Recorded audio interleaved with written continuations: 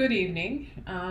Thank you all for coming. I'm Mabel Wilson, and I'm the director of the Institute for Research in African American Studies, as well as a professor in the Department of African American and African Diaspora Studies here at Columbia University.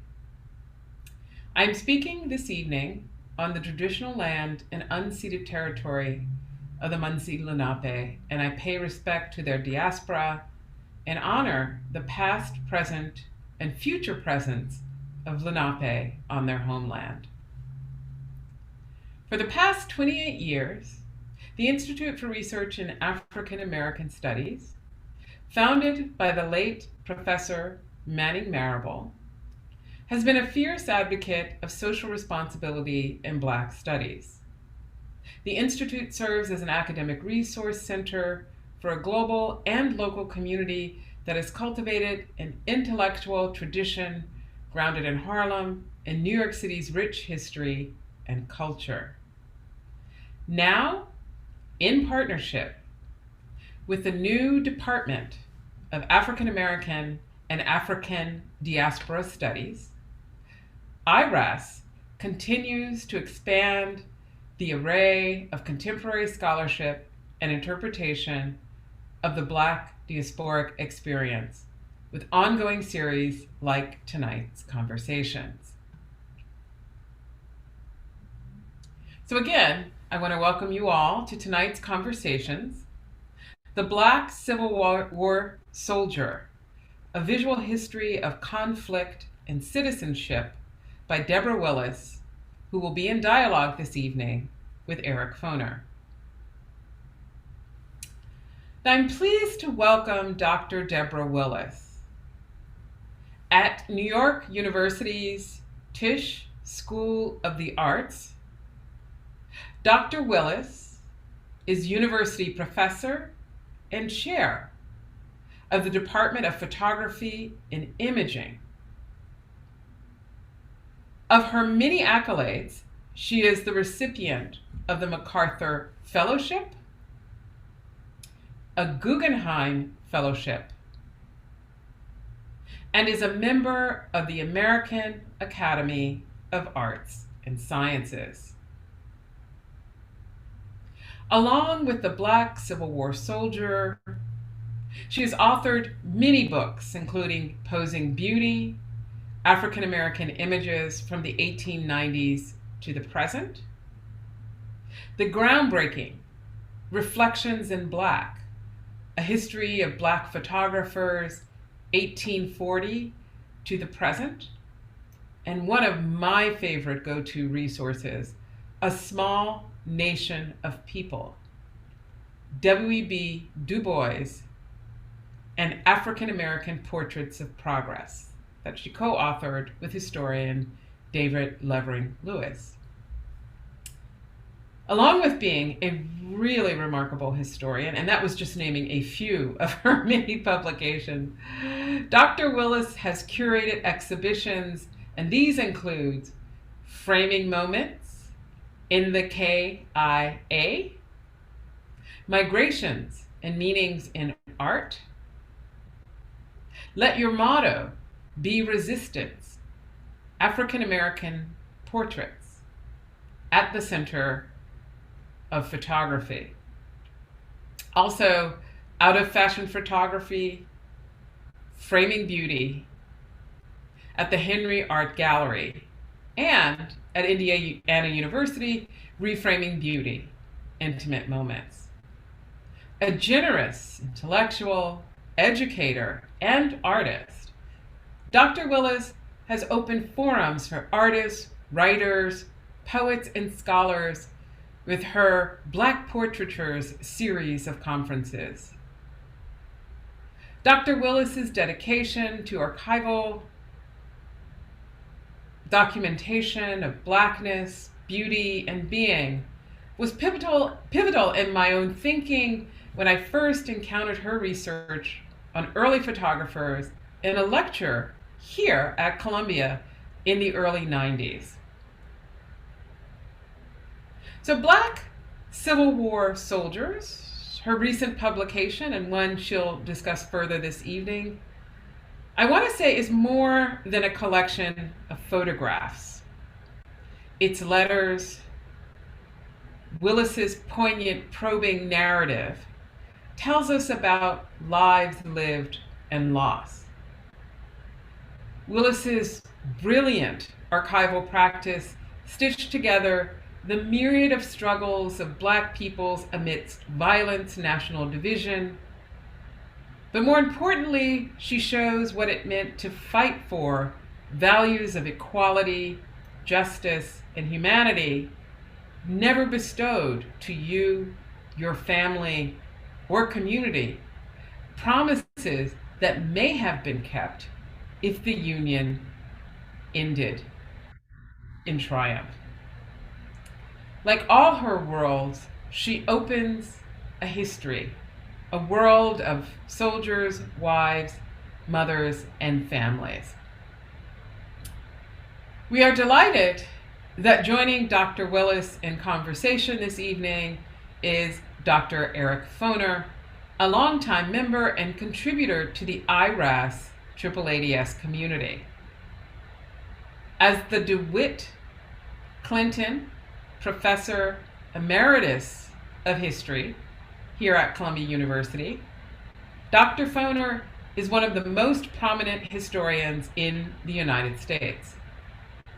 He is the author and editor of over 20 books. His publications have concentrated on the intersections of intellectual, political, and social histories and the history of American race relations. His book, Reconstruction, 1863 to 1877, America's Unfinished Revolution, was the winner of the Bancroft Prize and the Los Angeles Times Book Prize. Another winner of the Bancroft Prize, also a winner of the Pulitzer Prize for History and the Lincoln Prize, was his book, The Fiery Trial, Abraham Lincoln in American Slavery. He's been co-curator of 2 award-winning historical exhibitions and has had frequent appearances in newspapers, magazines, radio, and television. His latest book, The Second Founding: How the Civil War and Reconstruction Remade the Constitution, was published in September of 2019. So you can see why it's really wonderful to have these 2 really remarkable historians and thinkers together in conversation here today. So we begin with a short presentation by Dr. Willis, followed by a dialogue with Dr. Foner. We will open the Q&A toward the end of this event, so please write your questions in the Q&A feature of Zoom. Now I will turn it over to Dr. Willis. Thank you, Mabel. Thank you, Rodney. Really happy to be here and to be a part of this dialogue with all of you. I am excited to share my work. It's really important to rethink and retell stories through the photographic moment. Really excited to consider what excites me about this project is to consider how to read images from that time period. The first slide here is I'm always considering retelling stories through photography.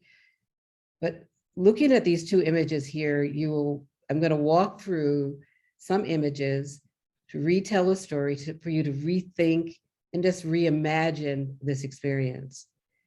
Retelling this story is central to looking at how Black masculinity was formed through these images. And here we are with 2 soldiers, one Nimrod Burke, who's on the cover of the book, and with an unidentified soldier who's standing in front of a painted backdrop, American flag reimagined through the mural portrait, the backdrop. but also they're both holding pistols. They're holding pistols to their heart as if they're swearing an oath to freedom, an oath to the battle and to the mission ahead. These images are used in today in terms of the notion of contemporary photographers reimagining the history through February 5th, 2021, to artists in Richmond, Virginia, Alex Creaky and Dustin Klein. They created a monument of projected images of Black men and women on the Lee Monument. These images, of course, Nimrod Burke was one of them. And when I started my research project, I was interested, as we all know, the war began in 1861 at Fort Sumter. The Black men did not join and fight, weren't allowed to fight in the beginning. And I wanted to consider the stories that men who desired to fight. I wanted to look for photographs. I wanted to look for visual references that shared the desire to fight for families and for others. So we see here through these images, letters and diary pages. And so I'm going to walk through, this is a family, great-great-grandson of Nimrod Burke, who searched his history. This, of course, and thinking about how images are replicated in family collections as well as in public archives. This is another image of Nimrod Burke, a different mounting of within the framing, but it talks about his grandson, actually shares the history of his grandfather. But we all know through Frederick Douglass the significance of photography. And as he says, once you let the Black man get upon his person, the brass letter US, let him get an eagle on his button and a musket on his shoulder and bullets in his pocket. And there is no power on earth or under earth which can deny that he has earned the right to citizenship in the United States. When we think about these images that's made about the same time in the 1860s that Frederick Douglass penned these words, we know the notion of how Black men wanted to fight. He created broadsides, addressing to colored men, 54th Regiment, African descent, and $100 bounty, pay $13 a month. So this is a sense of hope that Black men had. So this is a soldier standing in front, and I'll talk about him later, but also Carrie Mae Weems, an artist who's also central to this narrative of looking at the history. She says, I looked and looked to see what terrified you. She's looking at this notion of history that has been denied the humanity of Black people. But she creates a quilted dress. This is a dress that antebellum style dress, and she's looking into the mirror of history, asking the question. When we ask the question, we see women and men standing in front of homes that are known as slave quarters in Buford, South Carolina. We also know that Richard Etheridge, a letter that he sent to his captain and sharing a relationship that they honored each other in different frames and during the war, that within the research of going through the archives, I was excited to also look at the pension records and the Bureau of Pensions, and to find how women were attempting to address the loss of their husbands, but also address trying to get their pensions. And here is a woman by the name of Susan Brewster in 1905, who sent her only photograph of her husband, requesting it to return. Photograph is still in the US Department of Interior at the National Archives in the Bureau of Pensions, where she describes her husband as a blacksmith and a tailor. She sends the photograph. She tried a few times to receive his pension. Her name, as she sent her full name, she had an affidavit, she was in court. So these are the exchange that she had in my book, where I share her exchange with the the courts. Also washerwomen, central as well. And here again, as we think about citizenship and how citizenship is shown and explored in these photographs, are how the photographers worked in collaboration with the people that they photographed.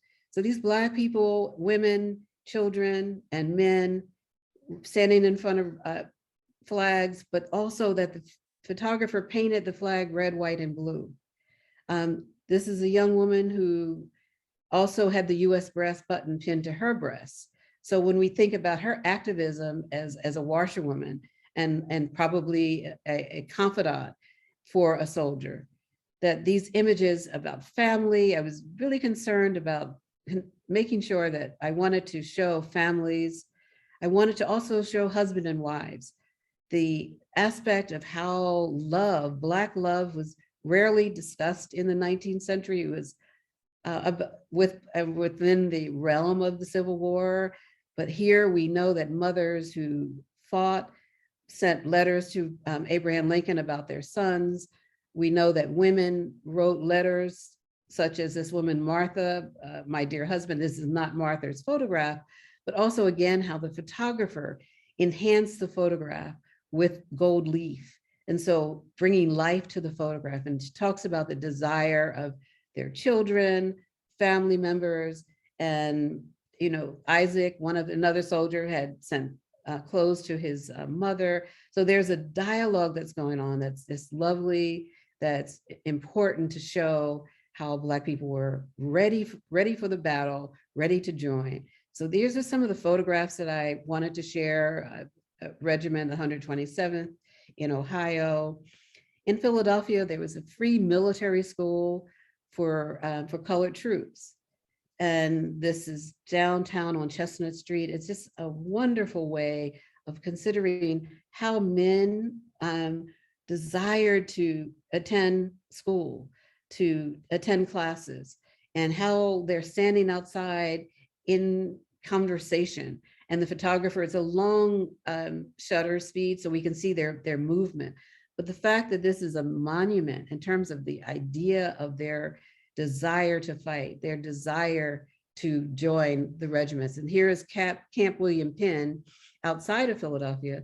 And we see this experience of over 11,000 men spent time in the training camp at this Camp William Penn. And also when thinking about the history in 1863, and we know the family members such as the Manicold family who owned human property during that time, that here Louis Manicold placed a wanted ad, a $50 reward for a woman named Dolly. We see this image, a photograph. It's rare to find a photograph of a quote runaway. But here he desires her. He says, ran away from the yard corner of Jackson and Broad Street, Augusta, Georgia, on 7 April 1863, an important date as we see. A woman, Dolly, in quotes. Dolly is presented and her carte de visite is cut in half, but he says she's 30 years of age, light complexion, and hesitates somewhat when spoken to. And it talks about not a healthy woman, but rather good looking with a fine set of teeth. She'd never changed her owner and had been enticed off by some white man, as he says,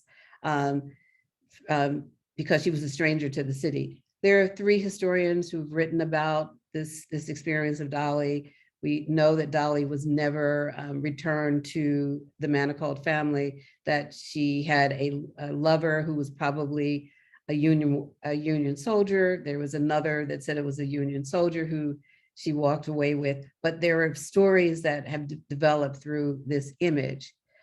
Susie King Taylor, also a nurse, who also taught Company E to read and write when they were off duty.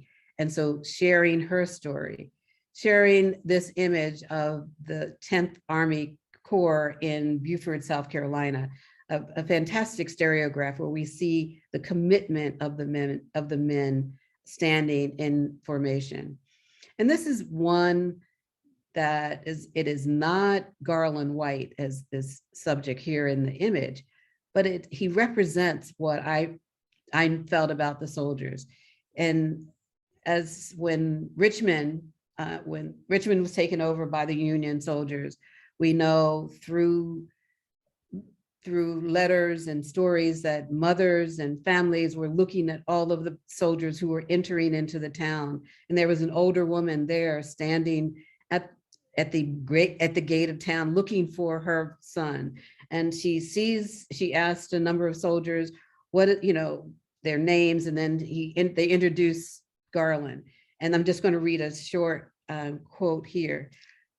Phrase, "What is your name, sir?" "My name is Garland H. White." "What is your mother's name?" "Nancy." Where were you born?" "In Hanover County in this state." Where were you sold from?"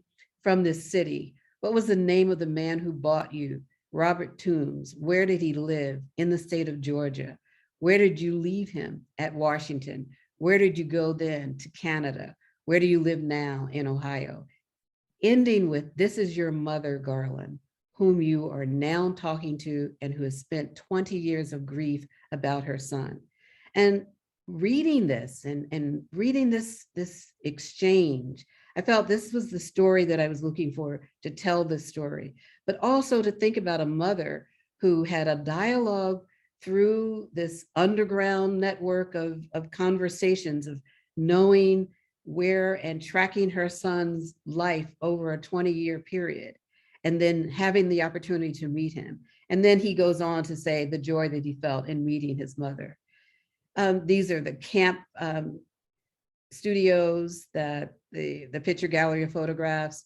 Also another broadside developed by and produced by Frederick Douglass. One of the lines that I love in this, it says, "We appeal to you, men of color, brothers and fathers, but are free men less brave than slaves?" And so then there's an exchange here where he's, challenging, free men to fight and to join. Christian Fleetwood, his diary, he writes, "Up at the break of dawn." He talks about the food, the weather, the experience of meeting Lincoln and seeing Lincoln, and also the opportunities to have an exchange of the diet that they experience. And these are the moments where image of Sojourner Truth with her grandson, a photograph of her grandson who was also in the war, who was also imprisoned over a period of time. But the fact that the photograph is placed on her lap as she's rekindling and reimagining the experience of this young man as a child, and the way that the photograph is shown. And I'm going to flip through a number of other images of soldiers in front of backdrops of battle. Nicholas Biddle, who was known as the first man wounded in the Great American Rebellion in Baltimore. He also used the photograph as narrating his life. His biography was this cabinet card, and also a carte de visite. When he returned to Pottsville, Pennsylvania, this is how he lived off of his storytelling moment, telling the story of the experience. Soldiers and sailors, journalists, important to think about William H. Johnson, who wrote for the Pine and Palm, covering the war. To Alexander Heritage Newton, also wrote about the experience of war, but also wrote his biography. "I was born under the regime of slavery, a free child, my mother being a free woman. My father was a slave." But he decided to fight. And then the Colored Orphanage Asylum, rather, which was central because a number of soldiers sent their children there, and some of them were part of the orphanage during the time period in the 1840s that shared this moment. So these are some of the stories I wanted to explore. I wanted to also show how people traveled, how they moved out of the plantations and into the hope of the future. So this is a covered wagon. We see women in bonnets, a bonnet removed by a woman who who has a desire to show her face. We see a pregnant woman. We see a nurse. We see people who are known as contraband who served with the 13th Mass. And this is a hospital with it that some of the soldiers lived in and died in, and because of unsanitary conditions. Gordon, who was known as the Scourge Back for a number of years, and as a photograph of Gordon as he entered camp, and we see how he traveled. We also see a style that as he posed, well, the way that hat is central and covering his head, but we know that the weather and where he left, when he left Mississippi to enter into Louisiana, to pose for this photograph, to show the brutality of slavery and how it was used over time. As someone wrote that it was a pro-Lincoln photograph, and how the surgeon decided to photograph and create a number of images to talk about the inhumanity of some of these experiences. And it was also covered in Harper's Weekly on July 4th, 1863, and a story as a typical Negro who's fighting for this freedom, and how this image is desired and told in this story through that experience. We also know that there were Black men who served with the Confederates as a family members, and served as servants for the Chandler family. Women were essential to my storytelling, as is the photographs of women in mourning, just group photographs, young men, teachers. And this is a photograph of Harriet Jacobs and her daughter's school in Alexandria, Virginia. Images of Harriet Tubman, Robert Shaw, and family albums. And it's important for me also to look at how albums circulated during this time period. And this is an album by the Garrison family that was given to the National African American Museum in DC. And here are some of the images with William Carney with the flag, a photograph of Douglas's sons, Charles Douglas and Lewis Douglas. And these images also show a relationship between Lewis Douglas and his fiancée, Helen Logan, who lived in upstate New York. They exchanged letters over a time period about their desire to marry. He talked about the deaths of people who died, who were killed or wounded at Fort Wagner. And so here is an idea of how relationships were shared over the time. But also Charlotte Fortin, she, as a teacher from Philadelphia who had a diary, who created a diary, and prior to the war, from her college days to later, but she also had an opportunity to meet Robert Shaw, who was the Colonel Shaw for the 54th. And she says that they had tea, they listened to music, and she says he seems to be in every way one of the most delightful persons I've ever met. There's something girlish about him, yet I never saw anyone more manly. To me, he seems a thoroughly lovable person. And she invites him to a praise house to listen to a shout. He is impressed with the sound of the music, the exchange, and he asked her for a copy of the sounds of the songs. Unfortunately, he died, and she writes about his loss, the loss of a friend. And here is a photograph of Sergeant Stewart, a 23-year-old farmer from Michigan. He entered in 4th April 1863, was mustered in on the 23rd of April, but he died the 27th of September in 1863. But his family received a $50 bounty, but he died of disease in Morris Island.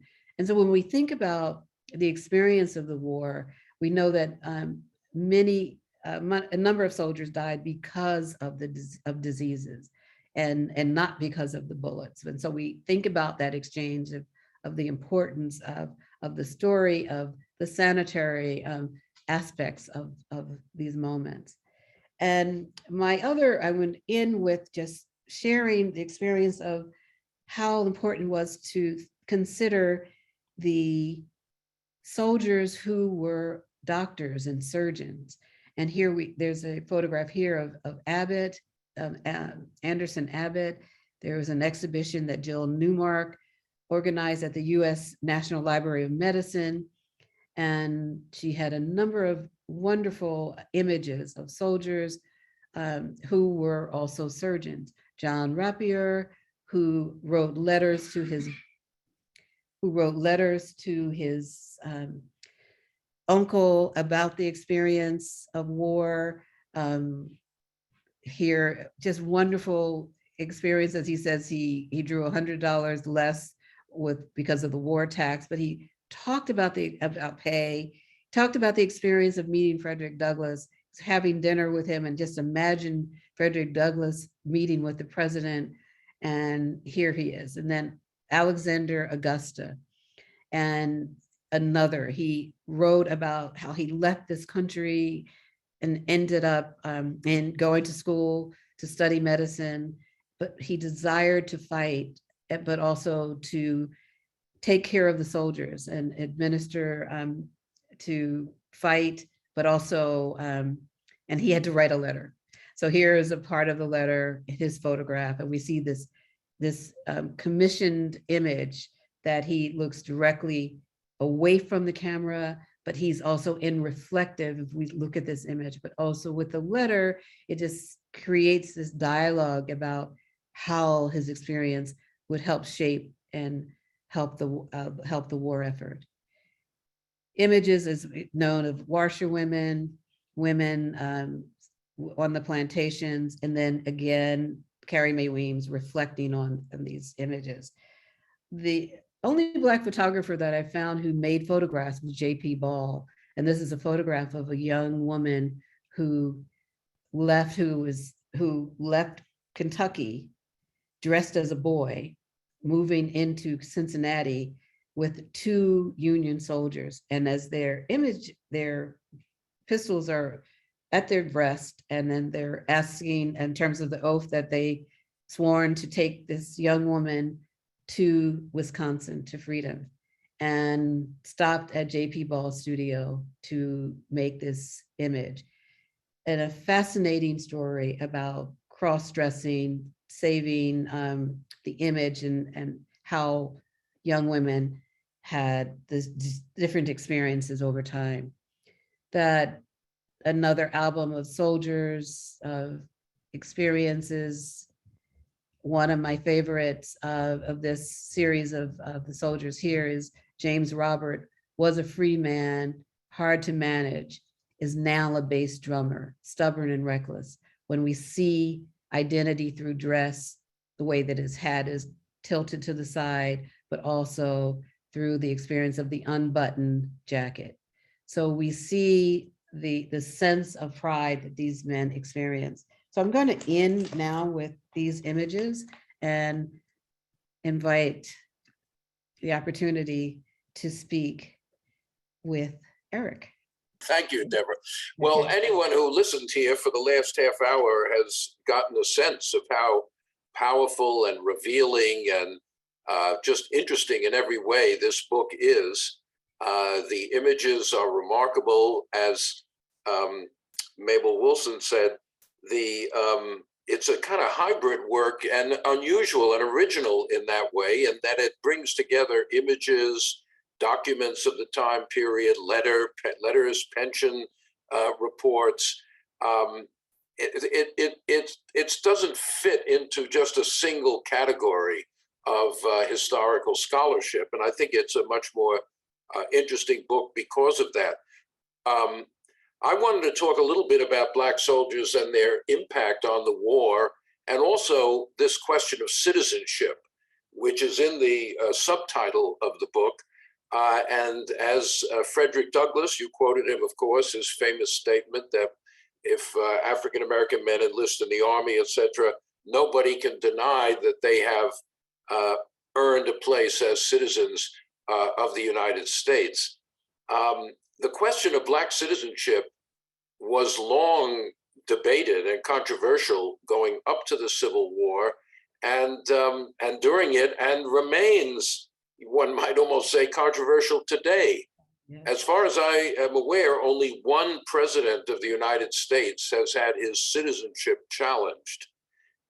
And of course, we know which one that was, President Obama. Nobody claimed that, Franklin Pierce or James K. Polk or Franklin D. Roosevelt or any of them were not actually American citizens. But the presence of President Obama sort of aroused that kind of fear and that longstanding idea that America is fundamentally a country for white people and that African Americans are aliens in some way, not really citizens. But of course, service in the military is one of the ways, not the only one by any means, but one of the ways that people stake a claim to citizenship.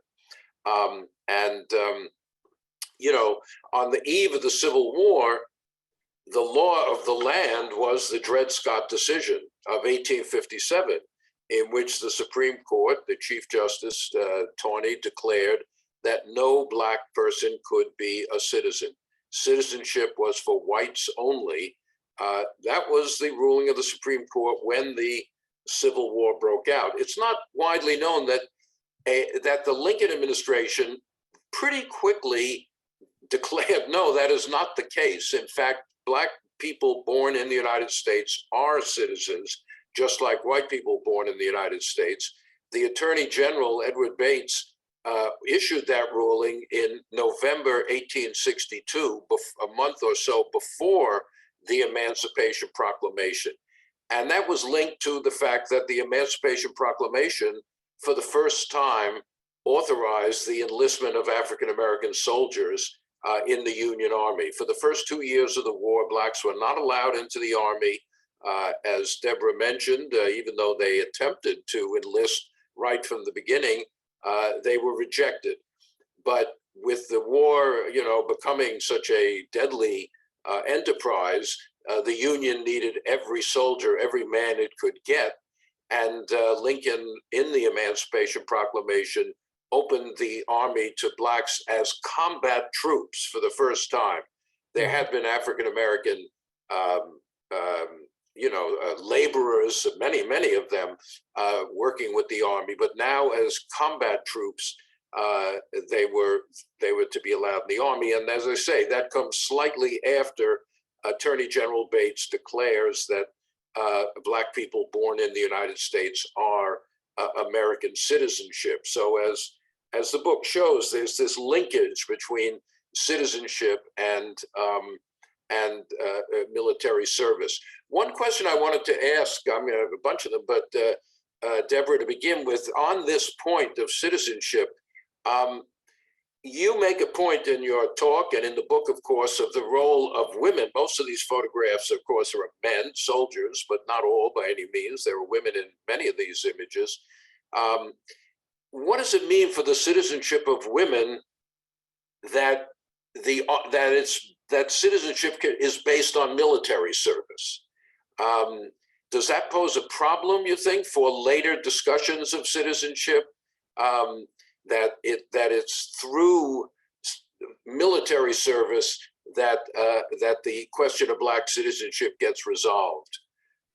No, I see it through motherhood, and when I consider the aspect of the birthing right of Black people in the United States, born in the United States, I felt that reading some of the letters and reading the desire of the women, of the mothers who wrote to President Lincoln very forcefully about their sons, that they felt that they were full citizens. They did not feel the mantra of, or the stigma of enslavement. They believed in the desire to be free, and they believed that there's a possibility after the war that they would own property. They would own their own freedom, have an opportunity for education. And the aspect of education was so central to women and to imparting education so that men who were in the Army could sign their payment, not with an X, but with their names. And that was central.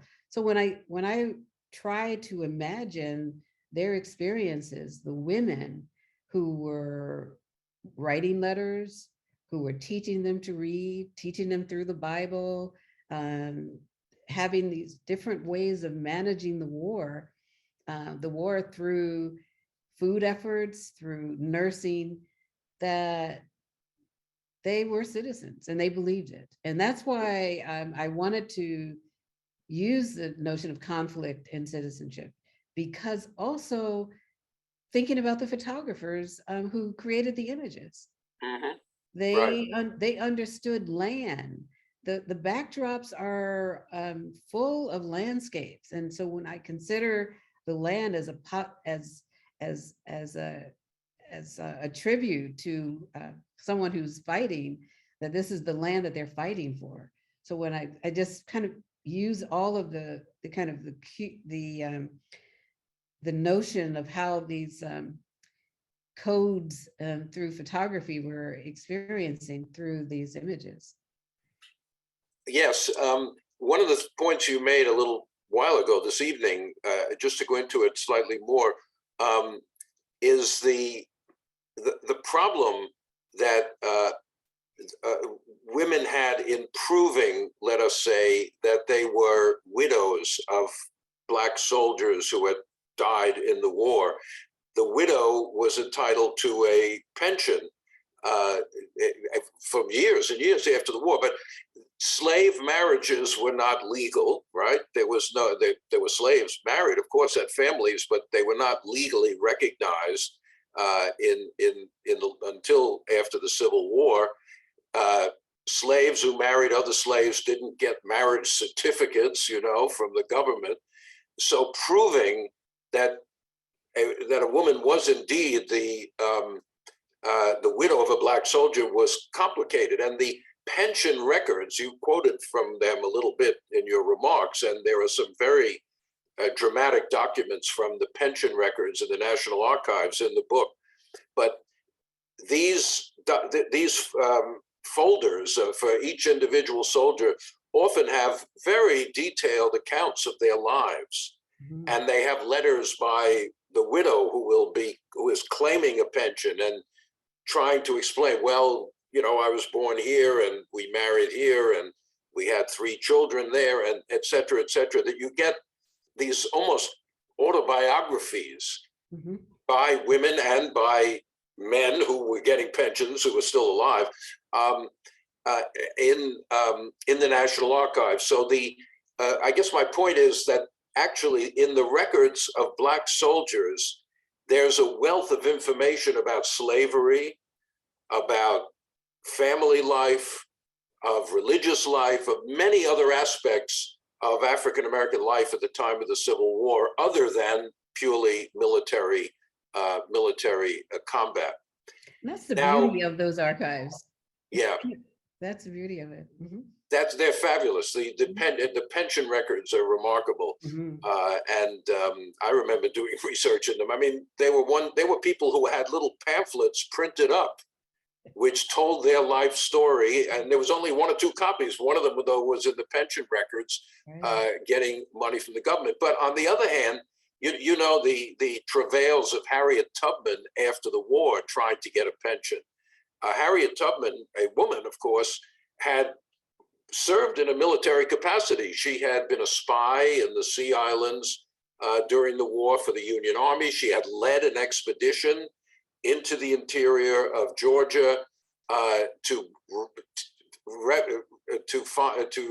free several hundred slaves who then were taken out by boats by the Union Navy.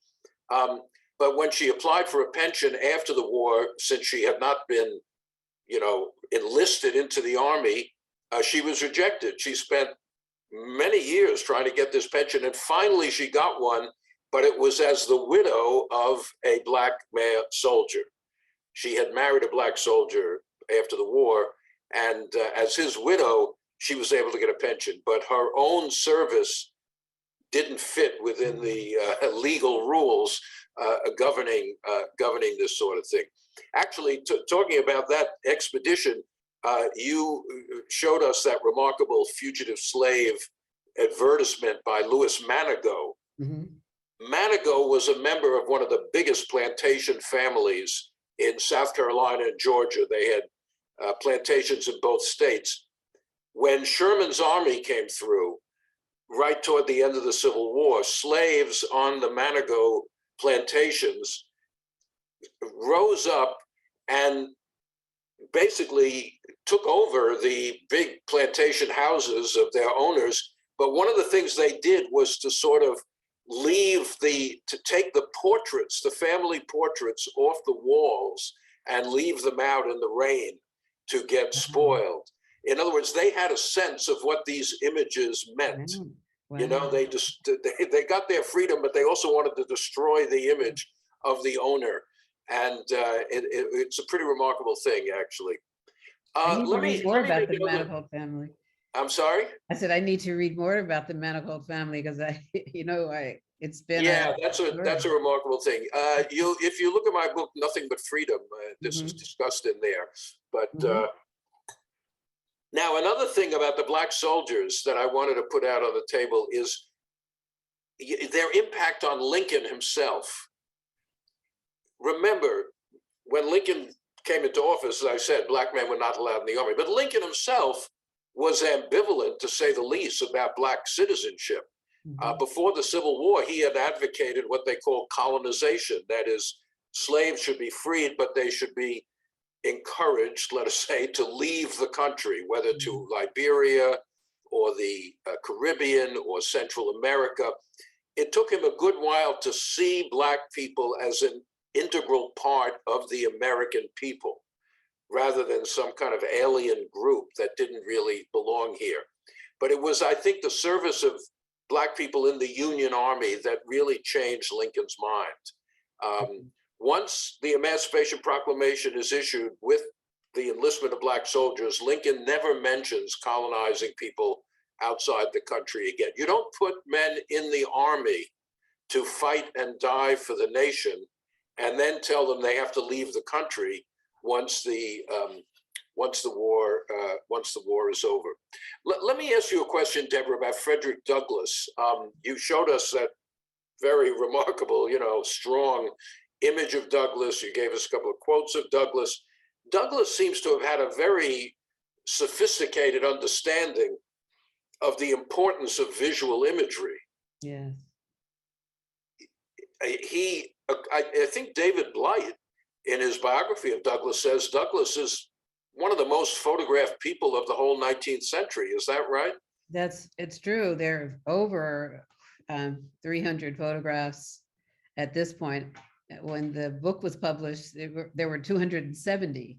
I see. People are still defining, but I think that he defined masculinity, freedom, his empowerment, his sense of self, and an identity through photography and through portrait painting. And I really think it's important that he understood that how to read. I believe that he saw photography as biography, and walking through, as he traveled through different parts of the US as well as in England and in the UK, he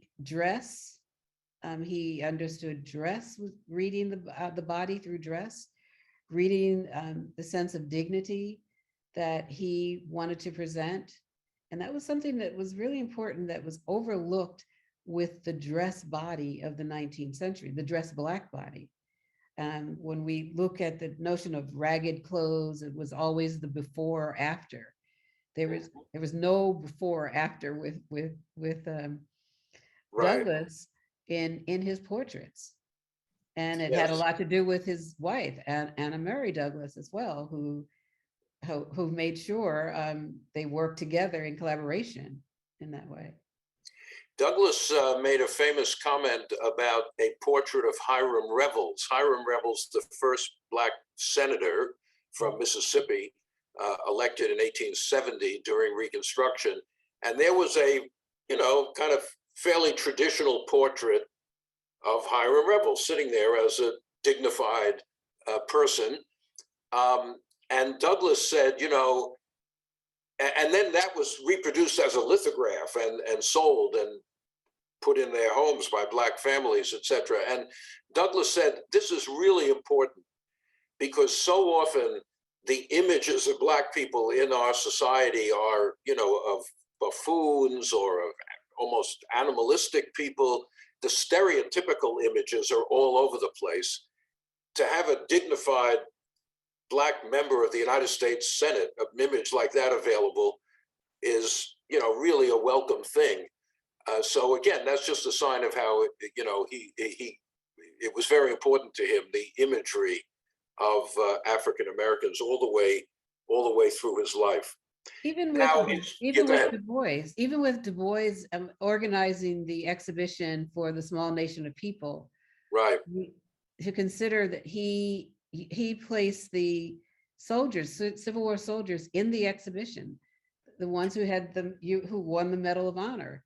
Yeah, it was really important to have those portraits as well, in conjunction with the other part of the World Fair that had human displays, right? But show humanity in a different way. Yeah, and I think that underscores the point that the service of Black soldiers was erased from the main narrative of this history for a long, long time. It wasn't erased within Black families. People knew that their grandfather or something had fought for freedom in the Union Army. But as the sort of lost cause idea developed and as a kind of glorification of the Confederacy or the idea of the Civil War as the brothers' war, right? Yes.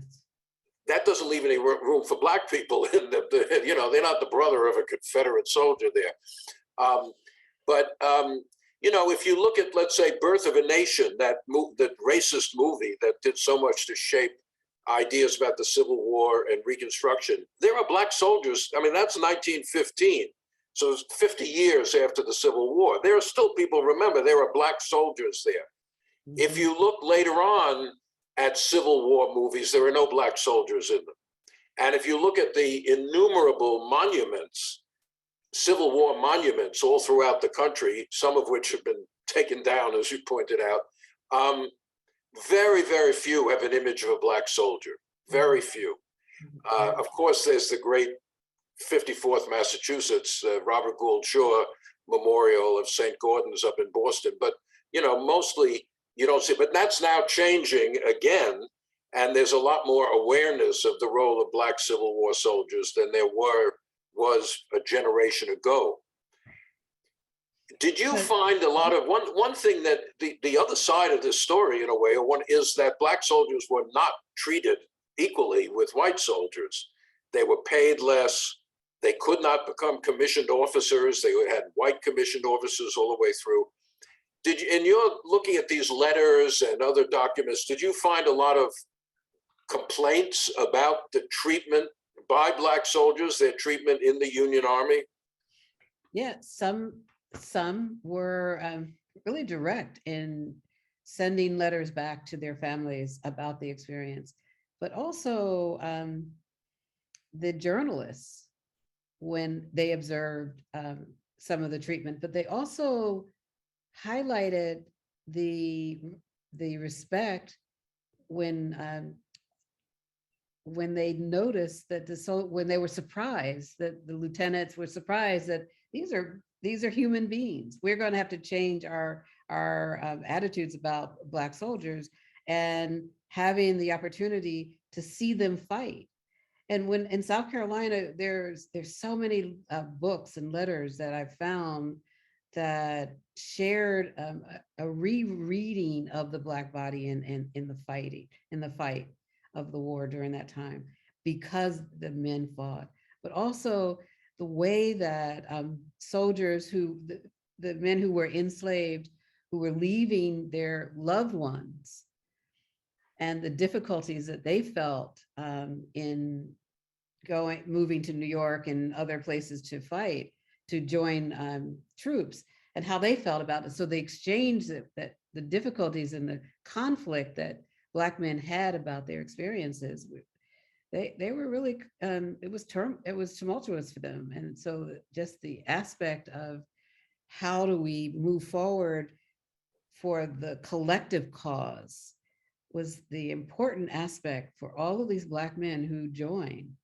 And, you know, the men, to hear that their daughters were raped, that their wives were raped, that they were killed, but they knew that for this aspect of this fight, that they needed to fight for their freedom, for this collective freedom, for this collective cause. And I really, and I really think it's really important to really note that their voices, that there are hundreds of books that I've read over a time period, but I didn't read about Civil War soldiers in my undergraduate experience. You know, it was graduate school and my own search but we also knew about it through family members. And I think that that's really central. But also white families who had albums in their collections from their sons or husbands, but they maintained those albums over time. So there was something going on there that really that was an important aspect for their family narrative as well. And I really think that that's another research project to consider. Why did families keep these albums for this long period of time? Yeah. Being in the Army, was also a route to kind of community leadership after the war. It's remarkable how many Black officials in Reconstruction had served in the Army. People who had not obviously had access to education as slaves would learn to read and write in the Army. In other words, you gain skills. They also learn political agitation.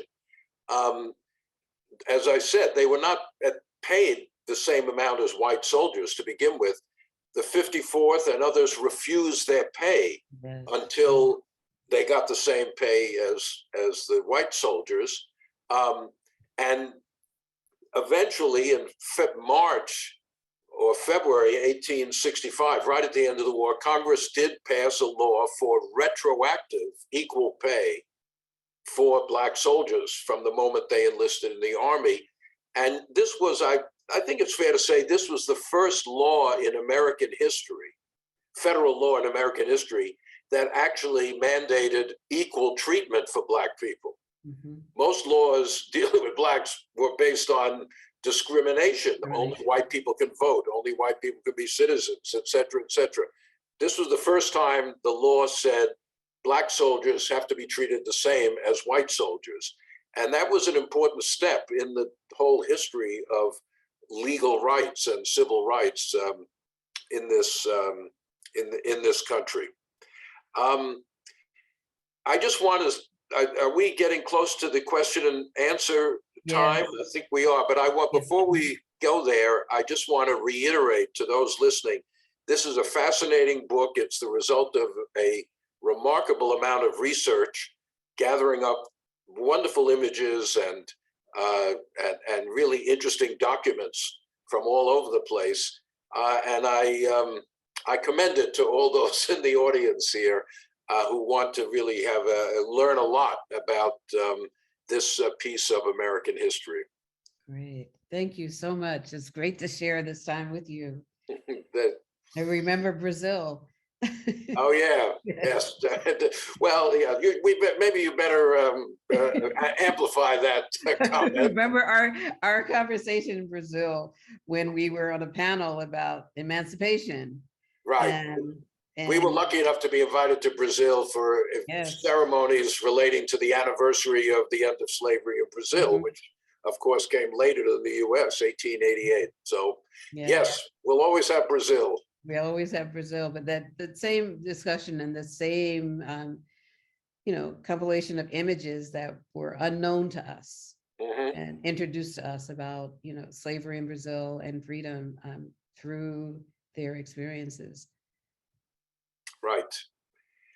No, thank you both. This is really had great conversation, and many questions to follow up on. But one of the ones that I wanted to maybe ask Deb about the book, and I think Eric really nailed it. Like it's a really a very unusual book in the sense that you include these historical documents, that are bureaucratic. You have these very beautiful, intimate letters and narratives and diaries, and you have the photographs as well. And I think a lot of that gives us a much fuller picture of the lives of the people that are featured, right? I mean, you showed us a tombstone. You show us a mother. You really give this extraordinary.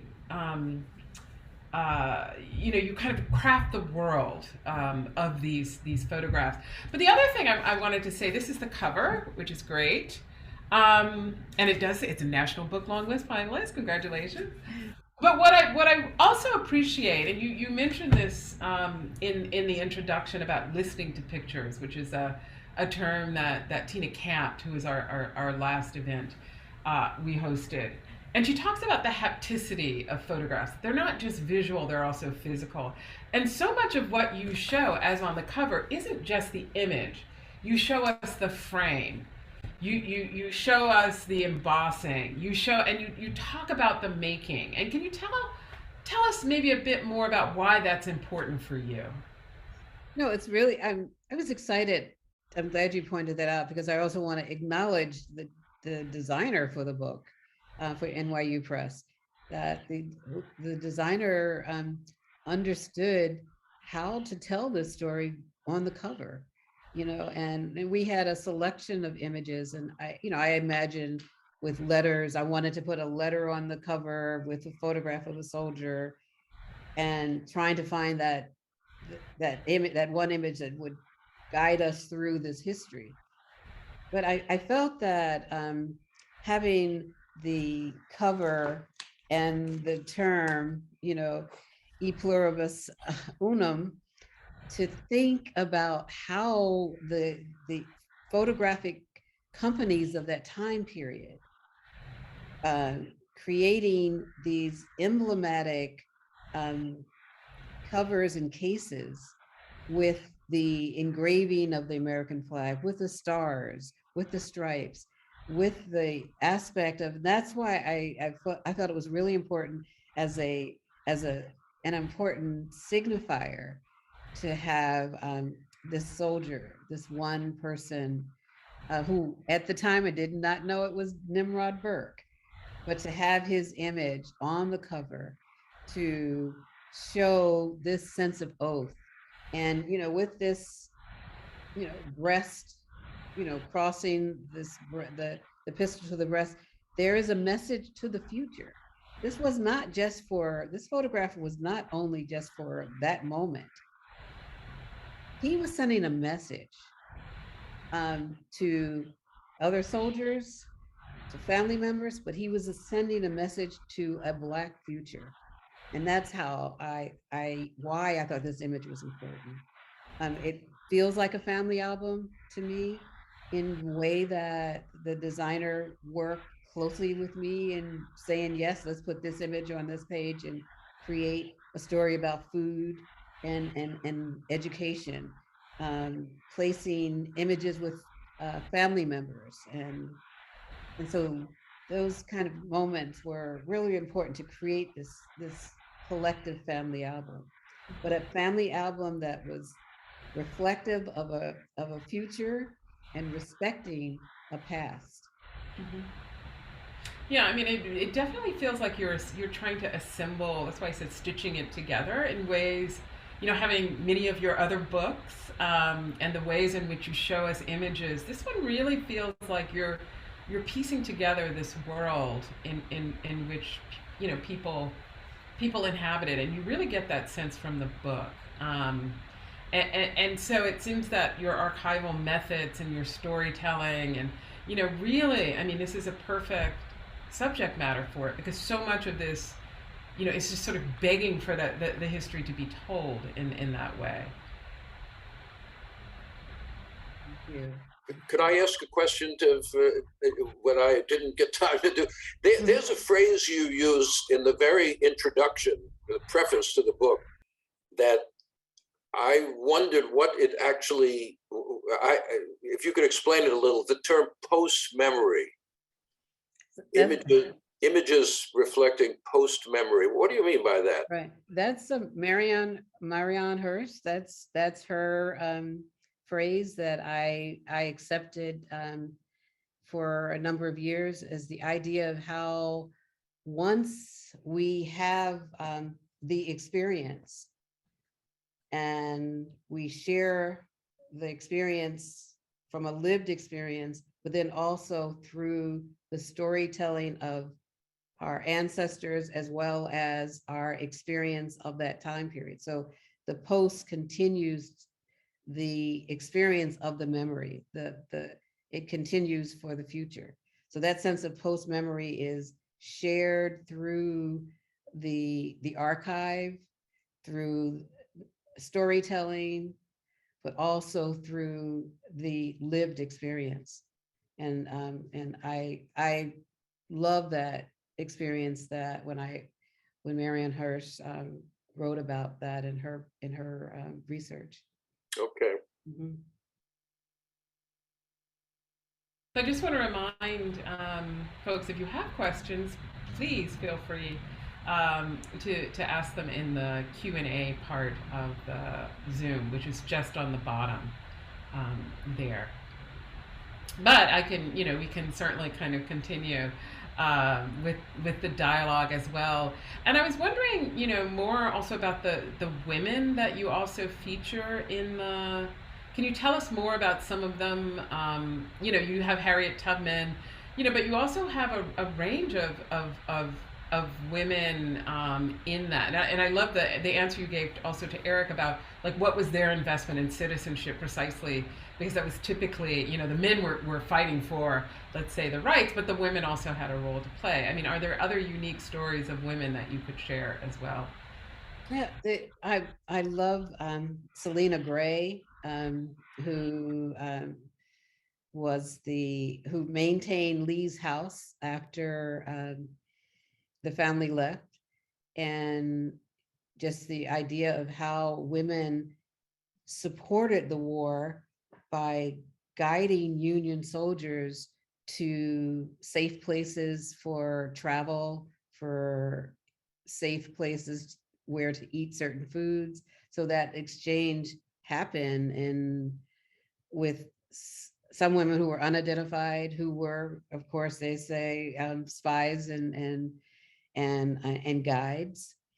But the washerwomen who had to, they crossed enemy lines, because they washed clothes for the Confederates, they washed clothes for the Union soldiers, but they also had to wear metal bracelets to identify them, and they also had to register as washerwomen so that they move safely through these experiences. But I felt the washerwomen were also central to nursing, and to, with all of the dysentery and all of the diseases that they encountered, the washerwoman story, only through Tara Hunter, I think that, and Jackie Jones, the experience of the labor of these women have not been highlighted. And I think that that's a story that I'd love to explore. I found images of washerwomen, posing. I don't know why they were created, but they're, telling their story through their objects, their labored objects, the tub, the washboard, but also the clothesline, and the way that the clothes were attached to the line also was beautiful, because they had to dry a certain way at a certain speed so that the soldiers could have the opportunity to wear a clean uniform the next day, or a clean bedding. And so I think that that's something that another story that needs to be developed in that way. So I think that they're the unidentified women in the stories. But I would love to see, and if I had more time with Charlotte Fortin, her experience. I mean, she was tough and rough on some of the people that she encountered. She's like, like the uneducated, the sense of beauty, the listening to the man who picked her up from the train, from the boat, and listening to the story. But then she learned to respect the language, the different experiences of the North and the South. And so the revelations that some of the women experienced during that time. Great. So we do have a question in the Q&A. So please remember, if you can, I notice there is a question in the chat. I'll see if I can also get to that, but it's easier if it's all listed, because the chat will get full of other things and it's harder to keep track of. But we have someone, IRAAS assistant guest out there, which says, thank you for this research. Throughout the talk, you've mentioned the relationship between image, gender, enslavement, and the war. I haven't read the book yet, but in your research, did you happen to come across images that might recontextualize the existence of Black, trans, and queer people in that era? I only see through, I did not, but I noticed just the idea of trans through dress, and how people had to maneuver to fight and to I don't want to say escape, but to actually move from slavery to freedom, and how in terms of trans, dress was important.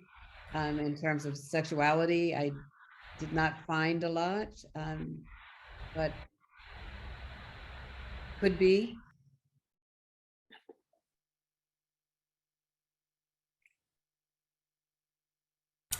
Great. And another question, this was in the chat, from Janet Fisher, who writes, what initially drew you to this topic? Was it something specific or a group of things?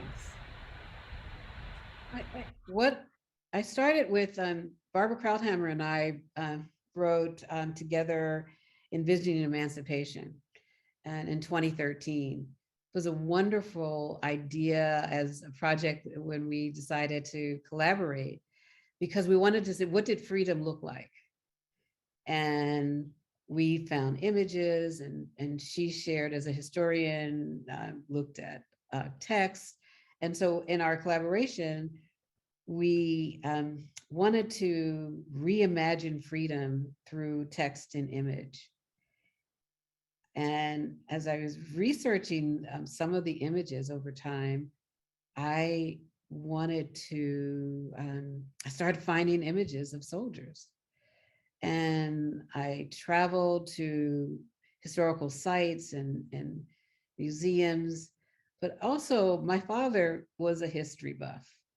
And he loved going to historical sites as children, from, in Pennsylvania to Canada, different places. And listening to, and he was also a soldier in World War II, and he had a number of photographs in his, when he returned. And I was fascinated with the relationship that his World War II buddies established over a time period. And once Barbara and I finished the book, Envisioning Emancipation, I started thinking about the Civil War soldier. I started rethinking. In the 1990s, I met Lindsay Simpson, who had a collection that's now at the Beinecke Library. I met some of the collectors whose collections are now at Library of Congress. that I was working at the Schomburg Center at the time. We couldn't afford to purchase some of the photographs, but I felt that these stories needed to be told once I had a chance to look at the photographs, and just to reimagine the men standing in front of the studio portraits, or the backdrops. The backdrops guided me as well. And I wanted to read the backdrops and look closely at the canons, and I wanted to find more about the artists. And Jeff Rosenheim at the Met curated a fantastic exhibition on the Civil War. And I had an opportunity to learn a lot more about some of the backdrops. Willie Williams, who's in the book, he also photographed sites, Civil War battle sites. And so that's what drew me. And it was a collective. It was not just one thing. It was the memory of my dad, and we're posing in front of cannons, like, what's about that? So I was questioning my own history, and get in Gettysburg and Valley Forge, in terms of just the range of places and traveling through a lifetime of picture taking with family vacations. Yeah, I do want to maybe slip in a question here. We do have another one in the Q&A, so thanks for putting those in there. But also what's interesting in the book is that you include contemporary artists, and not just Carrie Mae Weems, whose work you mentioned, but other artists. And again, in terms of the book, most people who would be looking at it thinking, okay, this is a book of Civil War images. Again, you give us a much more, you expand the way in which we look and kind of think about that. Can you talk about why you include contemporary artists in the book? Yeah, Cheryl Finley and I are working on a project about artists committed to memory. And this is what I believe that Willie Williams, Wendell White, Linda Ford, they're all committed to a historical memory in terms of their work. Wendell is actually going into the archives and making images from the archives to create portraits, these group portraits of objects, even of Frederick Douglass's hair, a lock of his hair. And I think the beauty of portraiture and new ways of reading history, and how do we teach a generation of people who ignored these everyday moments that we missed in the classroom, but that we need now in Congress to know this history, to appreciate the history of Black soldiers and the archives of Black people, to retell the story so that they'll have a memory that they could use in changing some of the legislation that they're battling with now. And I think that that's something that's been an important aspect for me to know that that how essential art is in changing narratives. And so I think that that's the main point that I like to make about that. Deborah, if I could just, have you seen the current exhibit at the Metropolitan Museum, Fictions of Emancipation? Yes, yes. It's very interesting along the lines that you're describing here about images, not just in the US, but elsewhere, of slavery, of freedom, etc. I recommend it, even though I'm a stickler for this. Some of the information in the labels is not historically accurate. It's not accurate. I was like, you'd think the Met could do that properly. I cringed, and I was a little upset about that as well. I wondered about that. And budget cuts and not paying people well enough. So we do have a couple more questions maybe that we can get to. One from Owen Hetzel. Even though your research has focused mainly on the Civil War through the pictures of African American men and women, was there anything gathered on the effects of this want for citizenship and home patriotism in subsequent American conflicts? I'm not sure what. I think that is asking, kind of what you looked at. Have you seen this kind of want of citizenship and patriotism, let's say in photographs of World War I soldiers or World War II? How might this be represented in subsequent images of soldiers and other conflicts, even contemporary, conflicts? There's I'm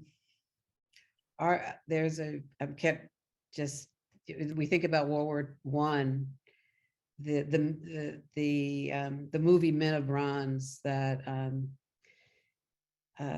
Bill Miles worked on back in the 80s, that when I think of the stories of Black soldiers who left this country to fight, that it's a similar story, that they left plantations that were not necessarily home, but family central. They left their families to fight for freedom.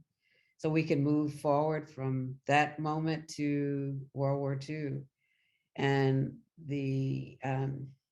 that's how I could make the connection. There could be a collective family album of all of those images. We question, of course, Vietnam, still question Korea in a sense, but I think up to World War II, that was central for Black soldiers. What do you think, Eric? Yeah, I think back to Du Bois and when the U.S. entered World War I with his editorial "Close Ranks" in the Crisis magazine. He was like Frederick Douglass at that point. He said, Black people have plenty of grievances, but if we join the army, if we fight, we prove ourselves, this will lead to a recognition of citizenship and equality. It didn't happen in World War I. It didn't happen at all. It led there were violent racial altercations during the war, and immediately after, East St. Louis, Chicago, Tulsa. In other words, service in the army doesn't always lead to progress in race relations or equality.